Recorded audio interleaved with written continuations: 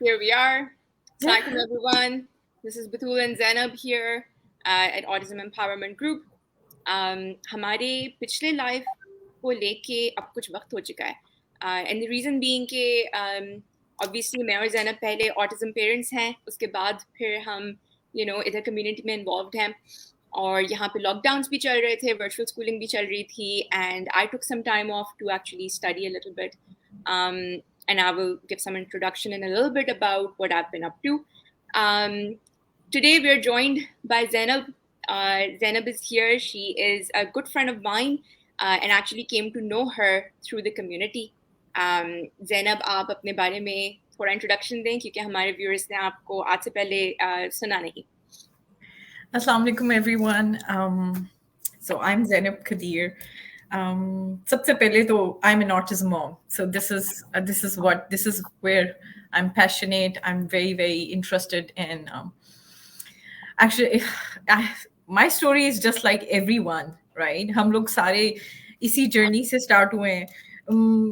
Although I was born and raised and in such a homeopathic alternative environment, but I was never convinced as much as I was since my son was diagnosed. So uske baad jo hai na, the new world that opened up to me, I realized the importance of it all. And bas uske I mean software engineering chhod ke phir autism education shuru kar di aur phir Absolutely.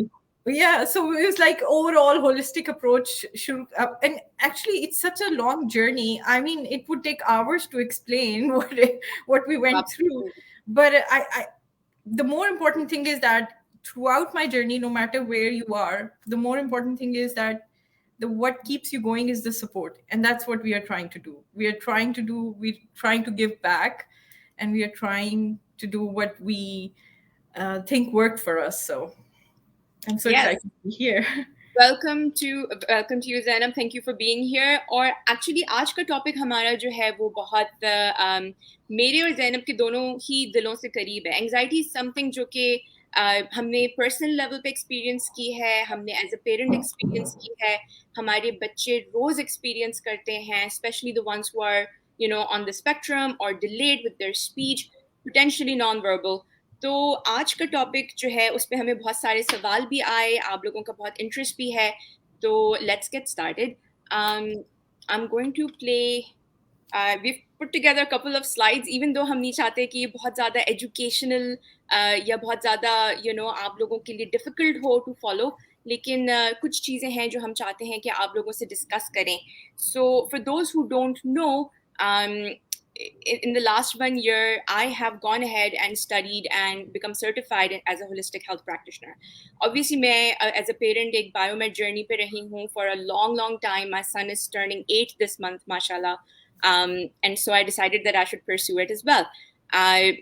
Zainab comes from an extensive homeopath background. Zainab के parents भी homeopathic doctors थे. Zainab खुद भी homeopathic doctor रही हैं. तो उनके पास एक जिसे कहते हैं treasure है of knowledge, which she shares with us. So I am so grateful for that. You can check out me and Zainab on our social media handles. हम दोनों ही के YouTube channels भी हैं और हम दोनों ही काफ़ी active हैं community के साथ in working through different topics and supporting the community.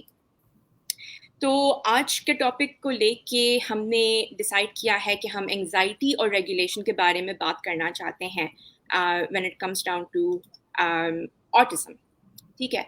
So actually Zainab जब पहली दफ़ा ऑटिज़म मेरे बेटे का डायग्नोस हुआ था अयान का, तो मुझे सबसे ज़्यादा जो चीज़ हिट की थी वो मेरी खुद की एंग्जाइटी थी. आई मीन ऑब्वियसली अयान की एंग्जाइटी मौजूद थी और वो डायग्नोसिस के साथ कॉमन है, लेकिन मुझे ये था कि मुझसे अपनी एंग्जाइटी भी रेगुलेट नहीं हो रही, तो how do I help him? What are your thoughts about that? Actually, this is very important because अब ये इन कई चीजें जिस तरह सेंसरी प्रोसेसिंग डिसऑर्डर अगर आप को एड्रेस करते हैं या कोई और चीज है ऑटिज्म में या ऑटिज्म से रिलेटेड आप उसको एड्रेस करने की कोशिश करते हैं तो maybe as a third party करते हैं. एंजाइटी एक ऐसी चीज है जो हम लोगों ने खुद भी एक्सपीरियंस की है. सो जब आपके बच्चों को होता है तो आपको टू सम वे आप रिलेट कर सकते हैं because this is what you have experienced on your own too, and I think everybody has experienced it. किसी ना किसी पार्ट ऑफ लाइफ किसी ना किसी टाइम पे आपने एंजाइटी जो एंग्शियस माइंड जो है वो तो हमेशा साथ साथ चलता रहता है. So this is very interesting actually. मैंने एक चीज नोटिस की थी ज़ैनब कि जब मेरी एंजाइटी ज्यादा थी तो अयान की एंजाइटीज तो कम्प्लीटली आउट ऑफ कंट्रोल थी. क्योंकि ये हम शायद रियलाइज नहीं करते क्योंकि ऑब्वियसली हमने कभी सोचा नहीं था कि हमारे बच्चों की नीड्स होंगी और हमें उनसे एक डिफरेंट तरीके से कनेक्ट करना पड़ेगा. लेकिन हम भी अपनी एंजाइटीज उनके ऊपर प्रोजेक्ट करते हैं. Anxious parents will always raise anxious child, right? Exactly, that's Right? true.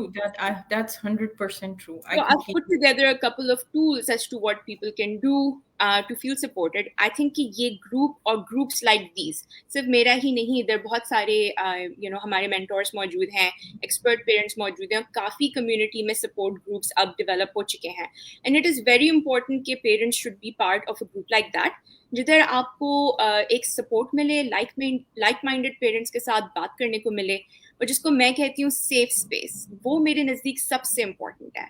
क्योंकि हमारे मुआशरे में तो ऑटिज्म को लेके सपोर्ट भी नहीं है हमारी फैमिलीज के साथ. तो finding that for yourself is super important.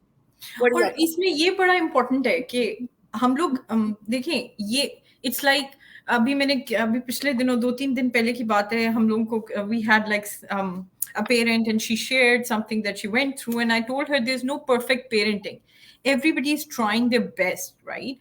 So anxiety को भी आप you cannot eradicate it. आप बिल्कुल इसको खत्म नहीं कर सकते भाई, I have become this person who's never anxious. Actually, that's not a healthy person too, because right. this is our natural response. तो सिर्फ आप इसको ना, that's why it's more important. कहीं से भी मैं ये जरूर कहना चाहूंगी कि ये नहीं है कि मैं और बतूल we know it all और हमें सब पता है, हम तो बिल्कुल, it's actually a learning journey for us as well. और आप जब इससे गुजरते हैं, खुद गुजरें या आप अपने बच्चे को हेल्प करें, उसमें आपको every time you learn something new. और and that's why we are here to talk about this, to actually have a dialogue. To share what worked for us, and we are open, please. हम लोग we really would appreciate आप भी अपने वो input दें what worked for you, and that would be something that is maybe we will learn. In fact like मेरे नज़दीक ये आप डेली अगर अपने लिए थोड़ा सा भी वक्त निकालें, आप उसमें अगर प्रेइंग कर रहे हैं, ब्रीदिंग कर रहे हैं, या आप थोड़ा सा टाइम अपने साथ गुजार रहे हैं to do something that you like to do, जो कि थोड़ा ऑटिज्म से बाहर हो. सिर्फ ऑटिज्म के बारे में रीडिंग करने से इंसान और एंग्शियस हो जाता है. तो आप कुछ और रीड करें जो आपके दिमाग को स्टिमुलेट करे, आपका माइंड डिस्ट्रैक्ट करे. और डिस्ट्रैक्शन नहीं, actually you need to sit with your feelings as well. तो मेरे नज़दीक ये कुछ चीज़ें थी जो मैंने ट्राई की. I think walking and some level of movement helps our mothers a lot. It produces serotonin naturally, right? So you want that to be done naturally for you. इसके अलावा आई थिंक इसमें कोई भी हर्ज नहीं है कि अगर आपको लो मूड हो, डिप्रेशन हो, तो आप किसी थेरेपिस्ट से या साइकोलॉजिस्ट से भी रुजू कर सकती हैं. हमारी जो वेबसाइट है healthjunction.com की, उसके अंदर we actually have a couple of psychotherapists as well. So please touch base and ask if you think you need help. और इसके अलावा भी अगर आपको सिर्फ किसी से बात ही करनी हो तो आप मुझे और ज़ैनब को कांटेक्ट कर सकते हैं. हमारी व्हाट्सएप ग्रुप भी मौजूद है, फेसबुक भी मौजूद है, and we would love to support you. इसके बाद जो बात आती है वो है हमारे बच्चों की एंजाइटी और उनका जो इमोशंस हैं और उन इमोशंस को कैसे मैनेज करना. और इसके ऊपर ज़ैनब हमें 2-3 चीज़ें बताएंगी जो कि उन्होंने भी सीखी हैं और उनके नज़दीक this is going to be very important for new parents, specially the ones who are new to autism. Exactly. अब देखें, राइट, मैं ये पहले भी कह चुकी हूँ कि it doesn't mean that this is the perfect parenting strategy. I know जो रिएक्टिव पेरेंटिंग है वो एक्चुअल पेरेंटिंग है. That this is the most common response. और what we are trying to do is कि हम रिएक्टिव पेरेंटिंग से अपने आप को ग्रेजुअली रिस्पॉन्सिव पेरेंटिंग की तरफ लेके जाएं.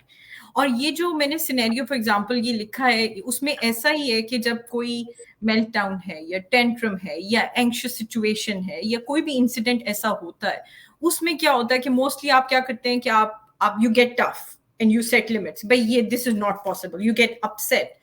या आप क्या करते हैं जो बिल्कुल completely 360 degree exactly opposite response है, you just allow and you encourage avoidance, right? Like आप कहते हैं अच्छा मुझे क्या, अब मैं कुछ नहीं कर सकती, and you just like, you know, you just step back. So either you are like very there and you're like with a hammer कि अबे ये क्या है, ये नहीं होगा, और या दूसरे में दोनों मैंने एटीट्यूड्स देखे हैं, कॉमनली देखे हैं, और या जो है बिल्कुल आपने छोड़ दिया और आपने कहा कि भाई जो हो रहा है वो होता रहे और मैं तो बस इधर बैठ के as an audience I will. और जो उसके अलावा क्या होता है कि आप जो है ओवरली डायरेक्टिव होते हैं, मतलब कि बार बार जो है वो एक एक टोकते हैं, राइट, बार बार टोकते हैं कि ये करो, ऐसे बैठो। आई मीन एक्चुअली मैं ऐसे मॉम से मिल चुकी हूँ, और वो इट्स नॉट कि दे आर बैड पेरेंट्स, वो ये बैड पेरेंटिंग में नहीं कर रहे, बट इट्स लाइक कि अगर हम इनफ टाइम टोकेंगे तो समहाउ बच्चे की समझ में आ जाएगा कि उसने किस तरीके से सही से बिहेव करना है। हाँ, वो एक बच्चा पहले ही एंग्शियस है और फिर आप उसको ओवरली उस इंस्ट्रक्शन पे इंस्ट्रक्शन दे रहे हैं।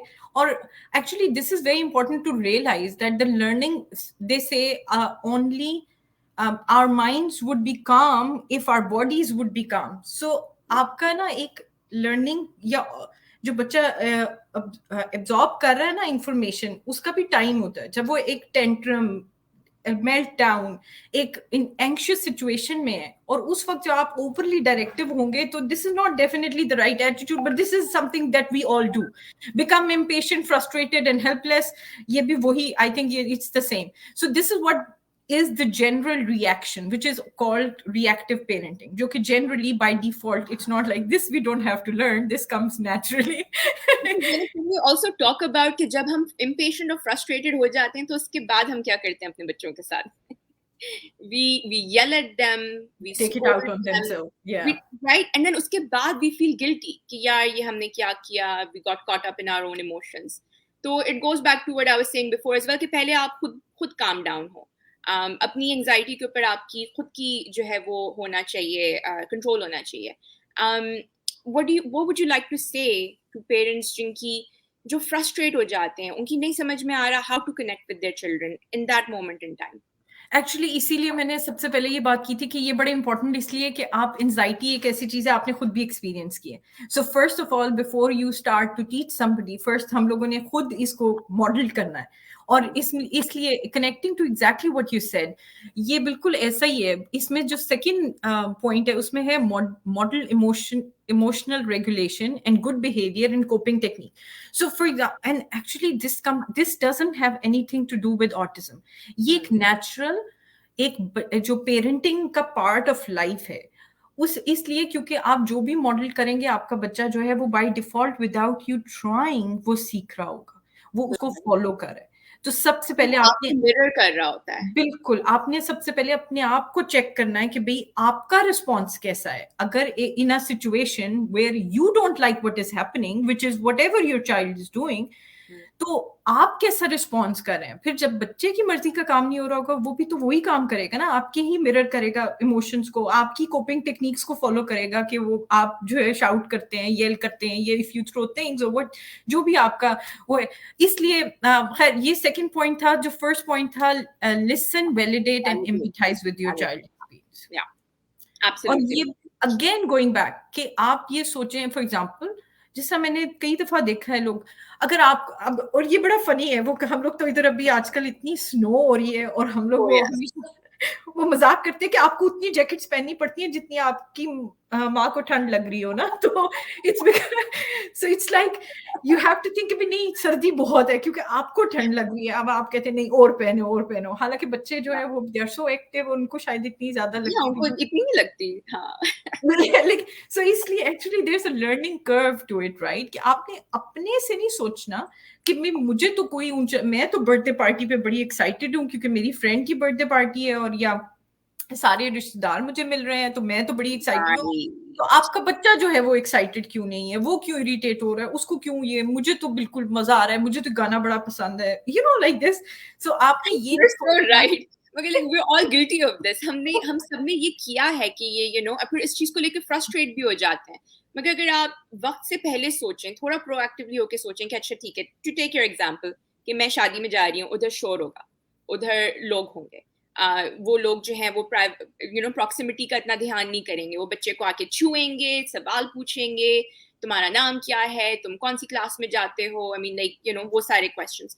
तो आपने फिर वक्त से पहले आगे का सोचना है, ना कि ये कि आप अनप्रिपेयर्ड बच्चे को लेके वहां पहुंच जाएं एंड कि आपके बच्चे के जो है वो नीड्स हैं, कुछ चैलेंजेस हैं, और फिर बच्चे का उधर मेल्ट डाउन हो। तो वो चीज एक आपके लिए भी अब एक वो बन गई, आप भी परेशान हो गए और बच्चा भी परेशान है, now no one had a good time. तो just thinking ahead also helps.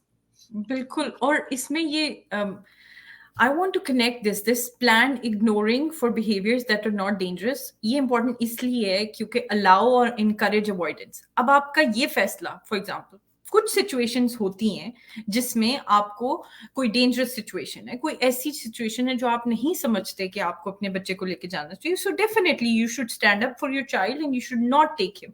आप उसको लेकिन ये कहना कि मैं बर्थडे पे नहीं, मतलब कुछ भी नहीं आप करते इस वजह से क्योंकि आप कंप्लीटली आप रियलाइज करते हैं कि अच्छा नहीं उधर जाएंगे तो उसको आपका बच्चा अपसेट होगा, वो एंग्शियस होगा या एंजाइटी होगा, and you are actually scared of it and you just avoid it all together.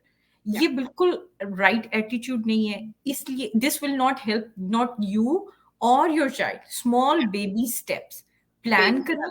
Small baby like आप ये सोचे अच्छा ठीक है मैं जाऊंगी, मैं आधा घंटा रुकूंगी, मैं जाऊंगी, मेरी ये स्ट्रेटजी है, मैंने ये काम करना है. आप कंप्लीटली उसको अवॉइड करके बैठ जाएंगे तो आप 2 साल नहीं ये काम करेंगे तो you're still there after 2 years. Yeah, that's You true. get it? So it's important to actually move forward. It's not like, and make it a part of life. Unless it's like a dangerous situation, it's a completely avoidable situation. वो नहीं unnecessary भी आपने बच्चे को expose नहीं करना. ये नहीं है कि आपको अंडरस्टैंड होना, यू हैव टू अंडरस्टैंड कि भी उसके क्या इमोशंस हैं, उसके क्या एक्सपीरियंसेस हैं, लेकिन आप कंप्लीटली उसको अवॉइड कराएंगे तो फिर there is no work, there is no moving forward with that. Growth also, right? तो बच्चे ने भी कुछ नहीं सीखा और आपकी भी अपॉर्चुनिटी लूज हो गई सिखाने की. ये गिव रिमाइंडर्स में क्या ख्याल है आपका ज़ैनब, ये कैसे हम कर सकते हैं? लाइक जब situation already, I mean I get कि रिस्पॉन्सिव पेरेंटिंग का हिस्सा है, तो रिमाइंडर्स एज इन वक्त से पहले या ड्यूरिंग द एपिसोड? अच्छा, ये exact, so this is the improvement from being overly directive, right? कि भाई आप एक सिचुएशन में हैं और आप बार बार उसको इंस्ट्रक्शन दे रहे हैं, और जो डायरेक्शन होती है उसमें और रीअश्योरेंस, एक्सेसिव रीअश्योरेंस और रिमाइंडर्स में फर्क है. See there is a difference between two. मैं तो एक्सेसिव रीअश्योरेंस बहुत करती हूँ, तो I want to learn this, ये रिमाइंडर्स का हम कैसे करें? वो एक्चुअली ये तो एग्जैक्टली ये तो इतना है, वो because of the therapy I think कुछ ज्यादा इंसेंटिव बेस्ड होता है सब कुछ, तो आप लोग जो है, but it's okay. I feel like कि बिल्कुल वही वाली बात है कि this is also a journey, right? It's like a part of life. We are all trying the best. और सबसे पहले don't be too harsh on yourself. So it's not like oh it didn't go well, I didn't do this, I didn't do this.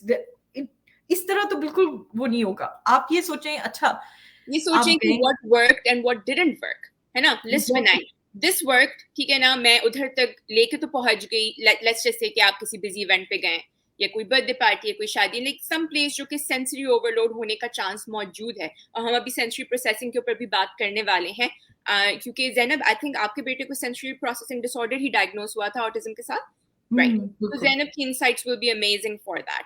तो like आप जो है वक्त से पहले उस चीज के बारे में सोच सकते हैं, and then you can make a list and be like this worked for me, लेकिन जब मैं वहां पहुंच गई तो फिर इट डिडंट वर्क. तो क्या मुझे अपने साथ कोई स्क्रीन टाइम रखना चाहिए? और वो पेरेंट्स जो है उधर स्क्रीन टाइम को लेकर फिर बहुत ज्यादा सेंसिटिव हो जाते हैं.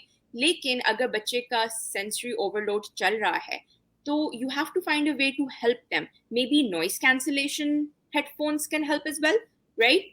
Zainab, share some baby steps definitely. So it's like this कि ना जाने से, बिल्कुल complete avoidance से आपने ये नहीं करना, उसको expose करते हैं बिल्कुल every possible way, right?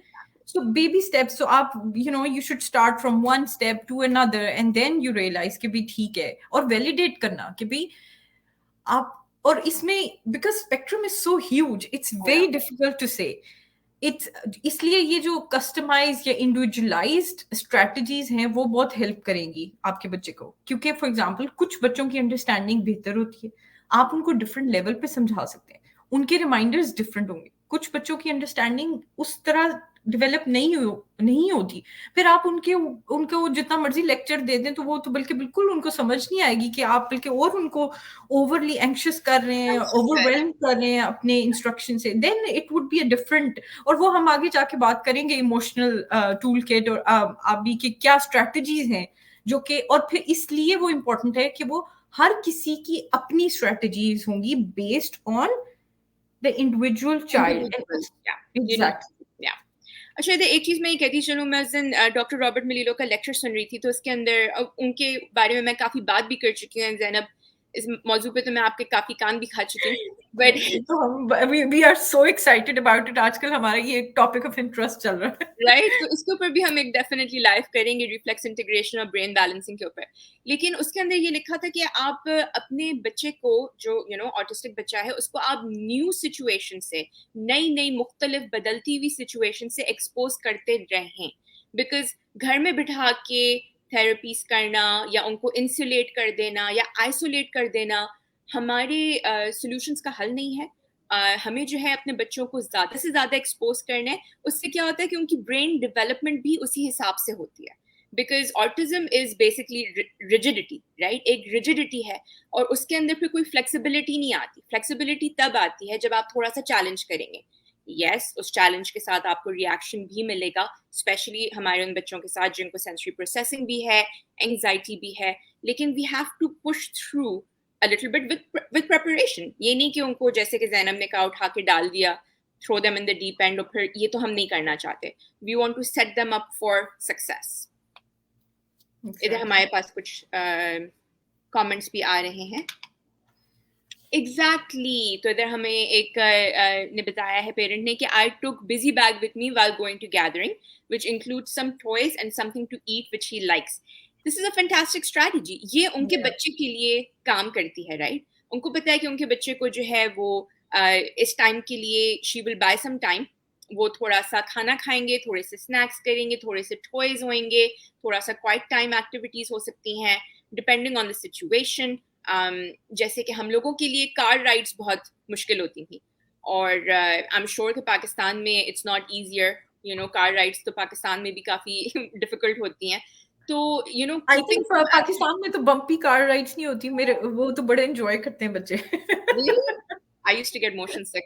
ये कि इसके अंदर आप अपने साथ गाड़ी के अंदर कुछ स्नैक्स, कुछ एक्टिविटीज लेके जा सकते हैं ताकि बच्चे रोए नहीं, स्टिम ना करें। स्क्रिप्टिंग एक बहुत बड़ा, हमारे व्हाट्सएप के ग्रुप में इसके ऊपर काफी डिस्कशन चल रहा है स्क्रिप्टिंग के ऊपर।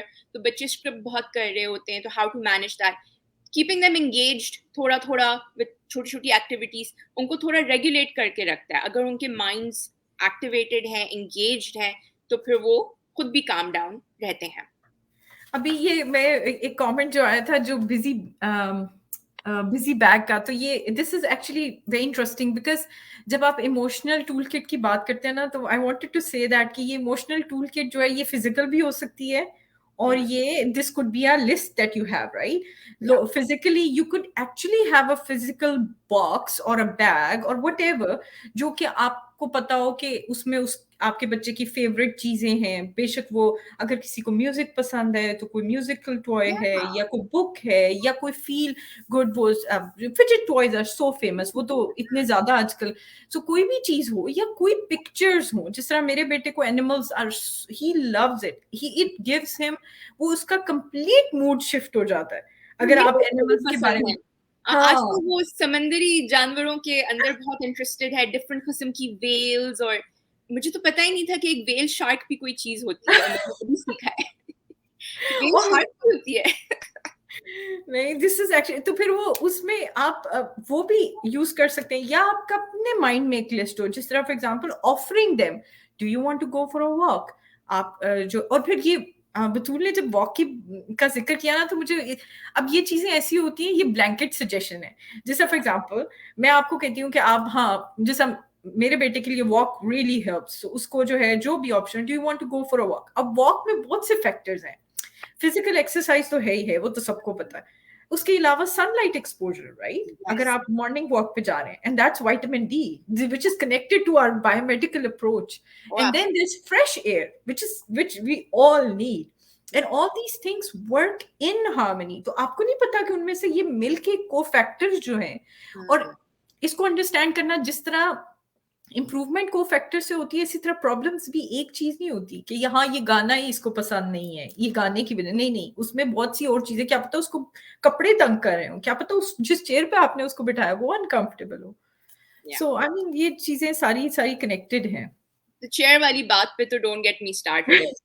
रिसेंटली हमारे ग्रुप में डिस्कशन हुआ about table time activities and that's a whole different topic. मैं तो आज डिस्कस नहीं करूंगी इस चीज को, लेकिन I wanted to talk about, जैसे कि ज़ैनब ने एक्सप्लेन किया एक अंदाज में कि रिस्पॉन्सिव पेरेंटिंग और रिएक्टिव पेरेंट, उसी तरीके से कुछ टर्मिनोलॉजी में और आपको बताना चाहूंगी जिसके बारे में आप अपने ऑक्यूपेशनल थेरेपिस्ट से बात कर सकते हैं.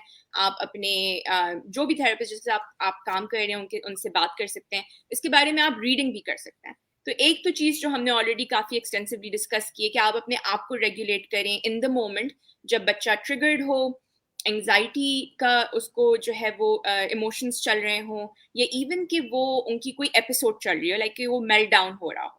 तो उसके अंदर ये बहुत ज़रूरी है, बच्चे को आप कितने जल्दी उस स्टेज से काम डाउन करके लेके आएंगे, it is all dependent on how regulated you are. तो अगर तो आप खुद रेगुलेटेड हैं, अपने आसाब मजबूत करके रखे हुए हैं, थोड़ा जिसे कहते हैं ना दिल कड़ा करना, उस तरीके से अगर आप चल रहे हैं तो बच्चा भी जल्दी से वाइंड डाउन कर जाएगा. यू विल सी इट, आप प्रैक्टिस करके देख लें, इट विल ऑलवेज हैपन. लेकिन अगर आप घबरा रहे हैं, घबरा के थोड़ा और चीख रहे हैं, तो वो एस्केलेट होती जाती है. तो first D escalate the situation, ठीक है, बाय रेगुलेटिंग योरसेल्फ. इसके अंदर को रेगुलेशन की जो टेक्निक है ना ज़ैनब, ये मैंने बहुत ही जिसे कहते हैं ना हार्ड वे से सीखी थी. बिकॉज मेरे बेटे को, अयान को भी जो है वो बहुत ज़्यादा एंग्जाइटी होती थी. हमें ट्रांजिशन से एंग्जाइटी होती थी. तो उसके ऊपर भी मैं बात करूंगी ना कपल ऑफ स्लाइड्स के हमने वो कैसे मैनेज किया. तो ट्रांजिशंस को लेके अगर आपको लगता है कि आपके बच्चे को during the day different points के ऊपर एंग्जाइटी होने वाली है, तो work in advance like we already talked about, and in the moment आप को रेगुलेट करें, ठीक है ना. जिसमें बहुत सारे पेरेंट्स ये कहते हैं कि भाई अब बच्चा रो रहा है, जमीन पे गिरा हुआ है, या ये कि सिचुएशन से ही भाग गया, रूम में कहीं और चला गया, हमारे घर में लोग आते हैं तो बच्चे के बिहेवियर्स बढ़ जाते हैं.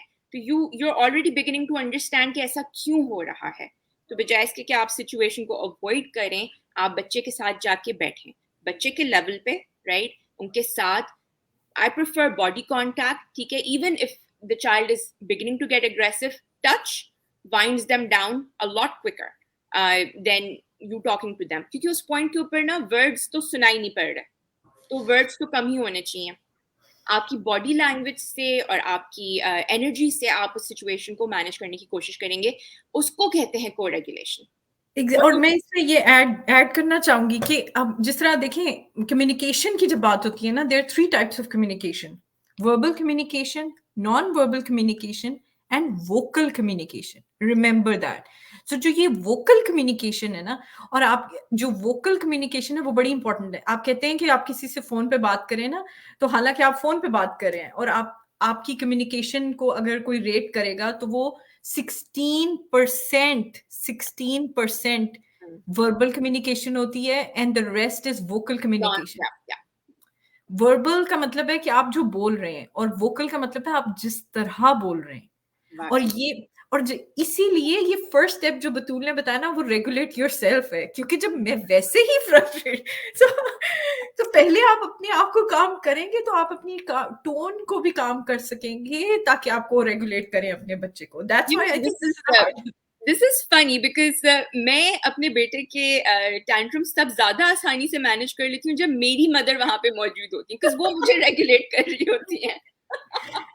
हाँ नहीं, we always do better in an audience, honestly speaking. और मैं ये इसीलिए हमेशा कहती हूँ कि don't judge people how what kind of mother they are in front of people, like because you are in front of an audience, तो आपको वैसे ही ख्याल होता है कि भाई 4 लोग देख रहे हैं, मैं आराम से बात करूँ. The pressure, हम लोग के ऊपर कितना प्रेशर होता है, और अगर हम लोग के ऊपर प्रेशर है तो हमारे बच्चे कितना प्रेशर फील कर रहे हैं, और वो तो ऑलरेडी अपने आप को एक्सप्रेस नहीं कर सकते, उस पूरी सिचुएशन को डिकोड नहीं कर सकते, तो इट्स हार्डर फॉर देम.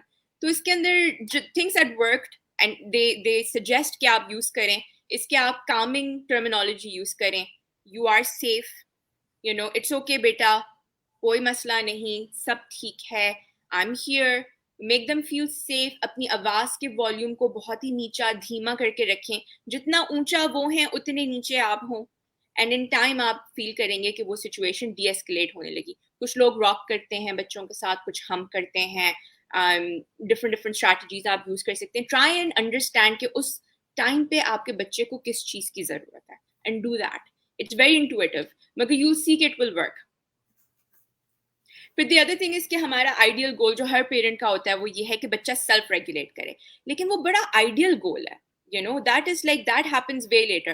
पहले बच्चा को रेगुलेशन सीखता है, ठीक है, वो आपके थ्रू आपको मिरर करेगा, आपसे सीखेगा, फिर वो सेल्फ रेगुलेशन की तरफ जाएगा। सेल्फ रेगुलेशन जिसे हम कहते हैं, एट दैट टाइम बच्चे के अंदर ये अवेयरनेस डेवलप हो गई है कि वो महसूस क्या कर रहा है, and he's able to express it either verbally or non-verbally, क्योंकि non-verbal बच्चे भी express कर सकते हैं through text, through sign language, through communicative devices। बिल्कुल आपने कहा it is way harder for non-verbal kids, मगर non-verbal kids को आपने communication का medium फिर भी देना है। तो अब ये again हमारे लिए एक separate topic हो जाएगा, which I do want to consider in the next live Zainab, के ये बहुत सारे बिल्कुल parents, right?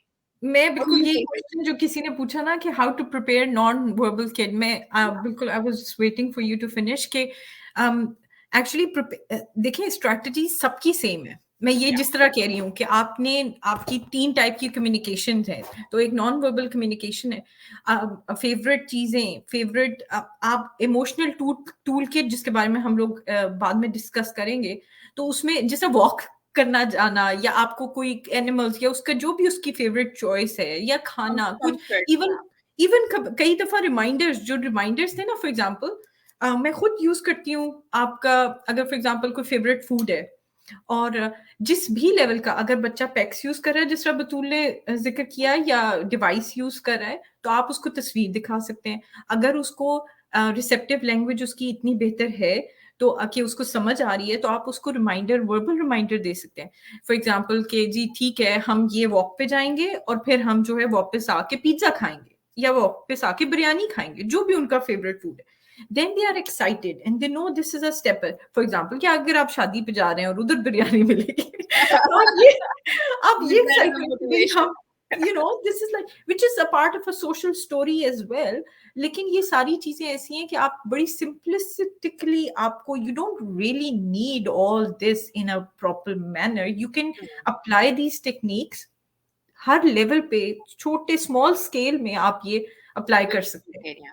इसकी एग्जांपल ये है कि हमने काफी डिस्कस किया है कि क्राउड गैदरिंग में बच्चों को लेके जाना, लेकिन क्राउड गैदरिंग में लेके जाना अगेन मेरे नजदीक एक अल्टीमेट गोल है। पहले आप बच्चे को घर से बाहर लेके जाएंगे, फिर आप उसको पार्क में लेके जाएंगे, फिर आप अपने किसी करीबी रिश्तेदार से मिलाएंगे जिसको आप एक हेड्स अप देंगे कि भाई आज मैं अपने बच्चे को आपके घर लेके आऊंगा, इफ इट्स ओके, आप कोई इस किस्म की चीजें जो कि ग्लास की बनी हुई हों या वो हों उसको हटा दें। कुछ लोग बहुत पर्टिकुलर होते हैं, वो ये नहीं कि वो माइंड करते हैं कि हमारे बच्चों का ये है, रहमदिल भी होते हैं, लेकिन ऑब्वियसली अपने घर में तोड़ फोड़ तो कोई भी नहीं चाहता। आप उनको भी हेड्स अप दे दें ताकि आप भी कंफर्टेबल हो, राइट? ये उस दिन याद है हम लोग की डिस्कशन हो रही थी, तो ये बड़ा इट्स वेरी फनी, जिस तरह फॉर एग्जांपल एक आप 4 फैमिलीज के साथ पिकनिक पे जाना पार्क में, और अपने बच्चे को पिकनिक पे अकेले पिकनिक पे लेके जाना पार्क में, दोनों डिफरेंट एक्सपीरियंसेस हैं।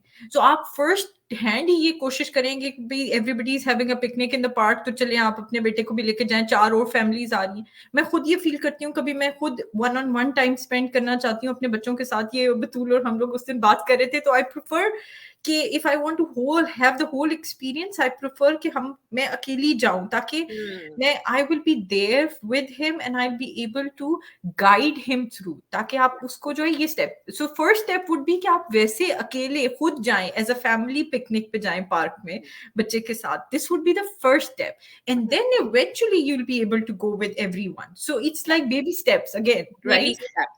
और अगर आप कुछ ऐसे लोगों से मिलाने ही लगे हैं, देखिए हमारे बच्चों को अनएक्सपेक्टेड चीजें नहीं पसंद, ठीक है ना? वैसे मैं समझूंगी कि हमें भी नहीं पसंद अगर हमारे साथ कोई अनएक्सपेक्टेड मेहमान घर पे आ जाते हैं तो हमें भी नहीं अच्छा लगता, लेकिन we are better equipped to handle that, right? हमारे पास वो रिसोर्सेस मौजूद हैं कि हम उस चीज़ को मैनेज कर सकते हैं, हम सेल्फ रेगुलेट कर सकते हैं, हमारे बच्चे नहीं कर सकते। तो इवन मैं तो तस्वीरें, मुझे पता है कि अगर मेरे हस्बैंड के फ्रेंड हैं और उनके बच्चे हैं, मैं उनसे कहती हूँ आप प्लीज तस्वीर भेज दीजिए, अपनी, and I talk about it कि हम इनके घर जाएंगे, हम इधर आधा घंटा रुकेंगे, चाय पी के आ जाएंगे, डिनर करके आ जाएंगे, and I prepare in advance. तो मुझे उससे पता है कि now he knows and now we can talk about it, और he can just expect it. तो ये चीज इंपॉर्टेंट होती है कि इवन अगर आपका बच्चा नॉन वर्बल है, वो महसूस तो फिर भी कर रहा है ना, तो आपने उसकी महसूसियात को केटर करना है, उनकी सेंसिटिविटी को केटर करना है, उनको कंफर्टेबल रखना है। तो like you said baby steps, I love that idea. Parents कभी कभी बहुत ज्यादा एम्बिशियस हो जाते हैं कि जी हमें तो वेकेशन पे जाना है, हम कहीं और जा रहे हैं या मूव कर रहे हैं। Always try and slow things down for your children. और इसमें ये भी, जैसे फॉर एग्जांपल अगर आप चाहते हैं कि आपका बच्चा जो है सोशलाइज करे, तो उसमें 2 स्टेप, फॉर एग्जांपल इफ आप ये भी चाहते हैं कि मैं किसी के घर जाऊं, किसी की पार्टी पे जाऊं और ये सोशलाइज उधर जाके करे, उससे बहुत अच्छा, जिस फॉर एग्जांपल ये सिनेरियो, बट उससे बेहतर है कि आप किसी को अपने घर बुलाएं। उस केस में उसने जो है वो इन्वायरमेंट में एडजस्ट नहीं होना, वो ही इज ऑलरेडी, आपका बच्चा ऑलरेडी एक ऐसे इन्वायरमेंट में है जिससे वो उसको आदत है उस जगह की, उसको अपनी चीज, और वो चाहेगा, जब दिल चाहेगा वो अपने कमरे में चला जाएगा या वो अपने आप को रिमूव कर दे। So this would be where आप जब सोशलाइज का फर्स्ट स्टेप है। फिर इवेंचुअली वो डायरेक्टली, हमेशा याद रखें जब आप डायरेक्टली थ्रो वो खैर वो स्विमिंग का भी कुछ लोग कहते हैं कि हाँ बस गिरा दिया पानी में और we learn how to swim, so this is not the way to do it. मुझे सेल्फ रेगुलेशन के ऊपर जैनब में बताना चाहूंगी कि ऐसे बहुत सारे पेरेंट्स आके ये बोलते हैं कि जी हमारा बच्चा काउच पे जंप पे करता है, जंप पे मारता है या बेड पे मारता है। My first answer to them is आपके घर में ट्रैम्पोलिन है, right? Because the thing is कि आपको ये पता है कि आपके बच्चे को जंप करना पसंद है, वो ऑलरेडी सेल्फ रेगुलेट करने की कोशिश कर रहा है, right? Because at that point in time वो एक्साइटेड है, वो हाइपर है, उससे ये चीज वो एक्चुअली मैनेज करने की कोशिश कर रहा है। तो redirect them to something more functional, जैसे कि एक ट्रैम्पोलिन। अपने लिविंग या रूम में आप सोफे की जगह ट्रैम्पोलिन रखें, या आप राइट? एक वो जो स्प्रिंग वाला मैट्रेस है उसको होप छोड़ दें कि भाई बच्चे जंप नहीं करना इस आई पे, लाइक वो दैट। आपको पता है कि उस कमरे में वो जो है वो उसका है, और उस, because this is such a normal, this is actually a very good regulation strategy, या and this is something which can be a part of their own self regulation. That's और इट। ये ऐसी स्ट्रेटजी है जो कि acceptable भी है society में। So it's like as a kid jumping on the trampoline is actually a play based activity, while he is, वो जब रेगुलेट भी कर रहा है, वो इंजॉय भी कर रहा है, और ऑड वन आउट भी है, तो आई जस्ट, या सोफे से बेहतर है वो बेड पे जंप कर। एब्सोल्युटली। तो ये हमने बातें की हैं रेगुलेशन के बारे में, एंजाइटी के बारे में, और डिफरेंट डिफरेंट स्टेट्स के बारे में, क्योंकि एंजाइटी से पहले हाइपर एक्टिविटी भी आती है और डिफरेंट ट्रांजिशंस को लेके भी एंजाइटी आती है। और ये आपने इमोशनल टूल किट वाली बात जो बताई थी ना जैनब, आई नो मैं थोड़ा नीचे से शुरू कर रही हूँ, मगर हाँ, ये हम ऑलरेडी बात कर रहे थे, तो इसके बारे में हम्म। थोड़ा और बताएं, like what works for you. आप लाइक विजुअल्स लेके चलती हैं अपने साथ, या आप लिस्ट लेके चलती हैं, बिकॉज हमारे kids are little bit older, they can read, what works for us, और फिर न्यू पेरेंट्स के लिए क्या काम कर सकता है? अच्छा, इसमें ये जो फर्स्ट ऑफ ऑल ये जो इमोशनल टूल किट है, अगर आप लोग कोई इंटरेस्टेड हो तो ये टोनी एटवुड जो है साइकोलॉजिस्ट है, और उनकी बुक भी है, हमारे पास समरी भी है पीडीएफ फॉर्म में। So if you are interested you can PM Batool को या मुझे, एंड हम लोग आपके साथ शेयर कर देंगे। उसमें इसकी काफी एक्सटेंसिव डिटेल है, इमोशनल टूल किट कैसे बनाना है। ऑब्वियसली हर एक का अपना होगा, लेकिन उसमें काफी सारे आइडियाज हैं, and I do want to say कि ये मेरा और बतूल का, ये Tony Attwood is the psychologist who came up with this. So definitely ये स्ट्रेटजीज, अच्छा, शुरू मेरे ख्याल में ये जो विजुअल रिमाइंडर्स होते हैं, या विजुअल हेल्प है, या पैक्स हैं, या सी डिवाइस, इसमें फिर वही है, स्पेक्ट्रम है, बच्चा जिस लेवल पे है उसमें। लेकिन एक ऐसी चीज है कि आपको भी तस्वीरें देखना, अब तो Instagram is an example of it, right? Oh yeah, oh yeah. We like looking at pictures and we just want, अच्छा कौन सा रेस्टोरेंट है, we don't want to read about it, we just want to look at the restaurant, अच्छा ये अच्छा लग रहा है, we want to go इस रेस्टोरेंट में आप जाए। तो जो है आई मीन कुछ, और ये एक ऐसी चीज है जो चेंज होती रहती है। या अब दूसरा बच्चे को अगर आप चॉइस दें, जो कि इवन पीआरटी के अंदर बहुत इंपॉर्टेंट एक पिवटल फैक्टर से माना जाता है, तो आप इमोशनल टूल किट के अंदर मल्टीपल चीजें रखें and at that point in time आपको बेटा तुम्हें ये चाहिए कि ये चाहिए, यू नो, बिकॉज उनकी डिफरेंट नीड्स हो सकती हैं, if you give them the choice they feel you know more important and actually they D-escalate faster.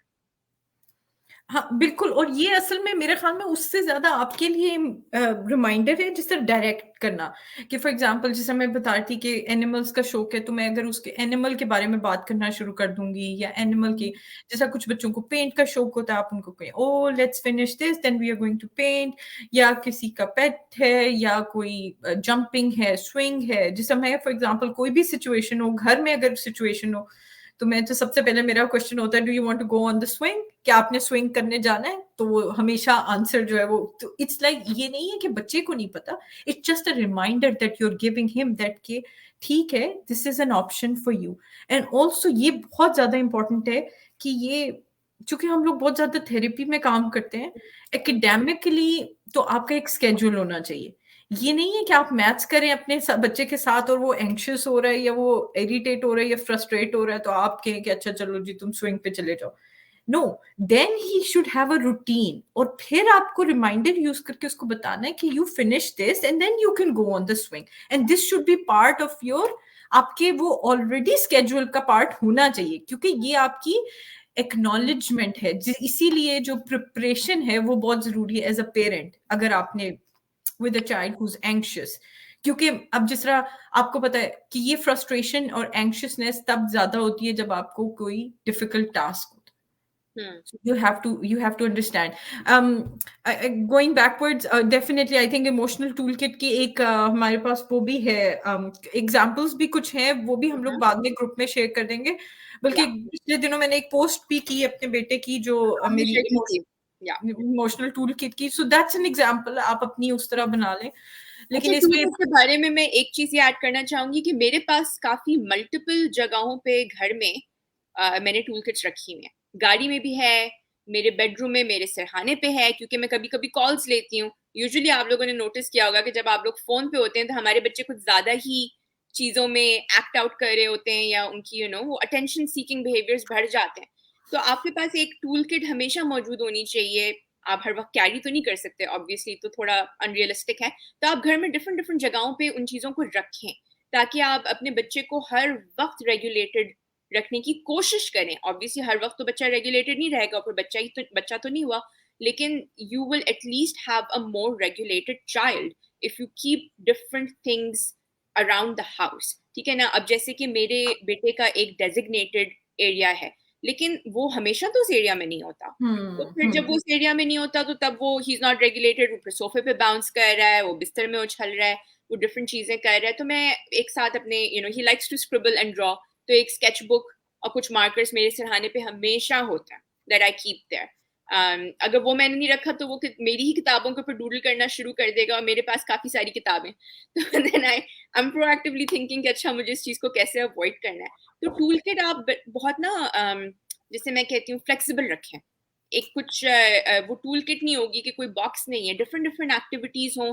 अगर आप टीवी देख रहे हैं, न्यूज देख रहे हैं, आपको पता है कि उस टाइम के ऊपर आपके बच्चे ने स्क्रिप्टिंग, हमिंग, स्टिमिंग शुरू कर देनी है, तो आप कुछ अपने साथ एक्टिविटीज रखें. बीडिंग, वीविंग बहुत कामिंग होती है हमारे बच्चों के लिए. वाटर कलर पेंट्स के साथ, इवन हाथों के साथ sensory play. I actually want to talk about sensory play as well, but we'll talk about that maybe in the next time.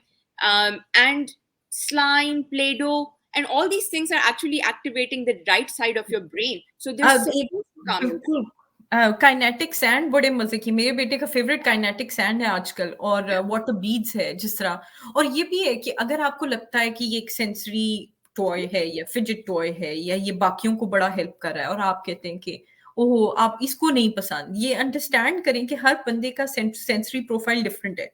So it may be something that work for another child will not work for you. Absolutely. इसमें I think हम लोगों ने इसको ये सब कुछ discuss overall कर लिया है, and I really want to move forward. हम लोग वो बोलते जा रहे हैं मेरे ख्याल में, लेकिन इसमें सिर्फ the only thing I think is the identified triggers.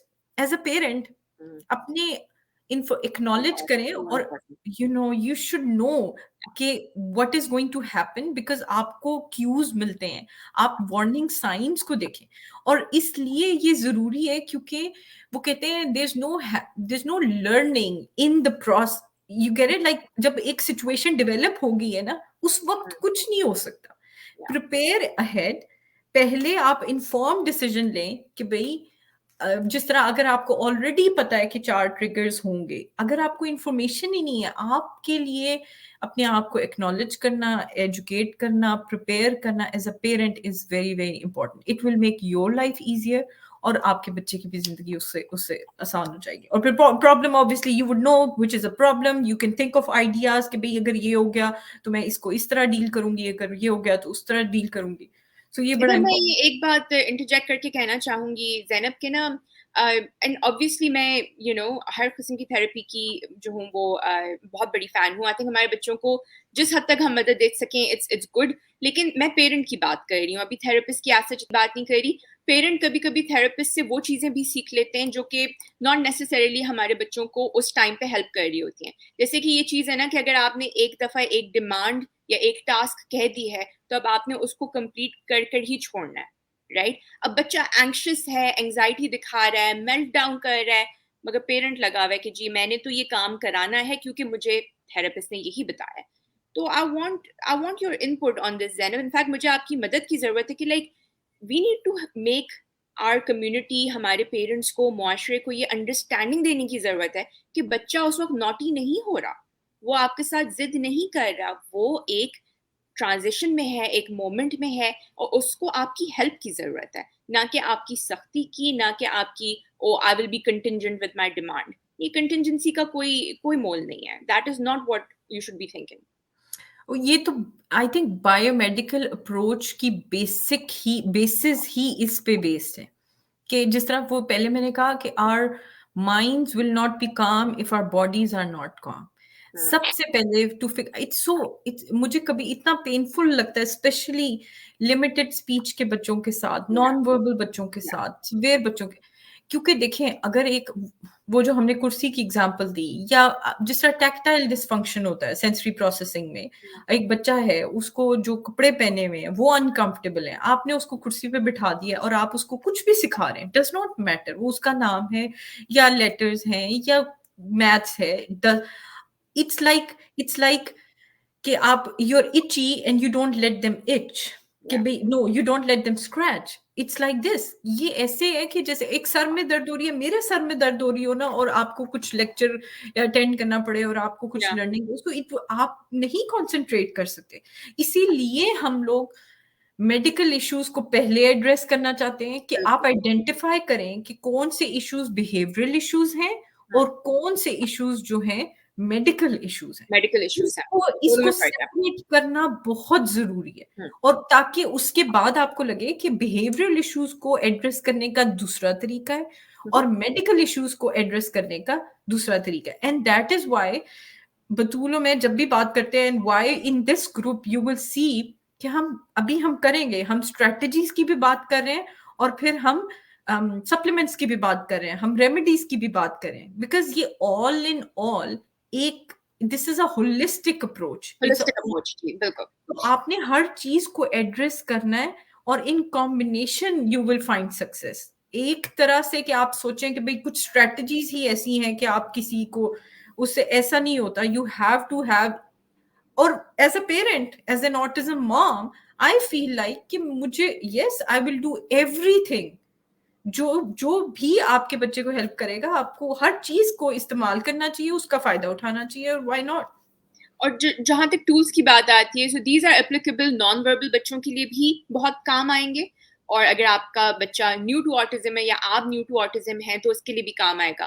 I think जो वन थिंग है जो मैं पेरेंट्स को टाइम एंड टाइम अगेन समझाने की कोशिश करती हूँ, ये कि हमारे बच्चों के लिए लैंग्वेज और लैंग्वेज की कॉम्प्रहेंशन, यानी कि लैंग्वेज बोलना और फिर आपके बोले हुए जुमलों को समझना, दोनों ही मुश्किल है। तो आप उनकी जिंदगी और अपनी जिंदगी आसान बनाइए बाय यूजिंग विजुअल्स, ठीक है ना? विजुअल्स यूज करें, ये ना सोचें कि जी मैंने विजुअल यूज कर लिया तो बच्चा बोलेगा, नहीं नहीं, आप टेक्स्ट भी यूज करें, आप विजुअल्स भी यूज करें। विजुअल्स तो ज़्यादा यूज़ करें, बाथरूम में भी होना चाहिए, बाथ टब के साथ भी होना चाहिए, बेडरूम में होना चाहिए।